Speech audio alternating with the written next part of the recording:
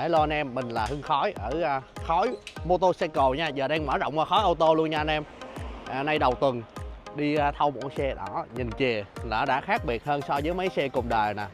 Đây, xin giới thiệu với anh em E300 AMG model 2017, một chủ từ đầu nha anh em. Một chủ từ đầu ô đô siêu lướt luôn. Quay qua đây cho anh em coi cái nội thất luôn em. Cái xe nó chưa có một cái tì vết nhỏ luôn anh em, xe cực kỳ đẹp luôn, cực kỳ keng luôn. Đó, anh em nhìn nè, giờ đây nha, da nè, đó mịn màng luôn á anh em. Đây, ô đô nè, 42.833 cây, full carbon, quá đẹp. Lên cho anh em coi hai cái màn hình 12.3 inch nè. Đó, đầy đủ luôn nha, tích hợp đầy đủ luôn. E300 thì thôi khỏi nói, full công nghệ luôn anh em.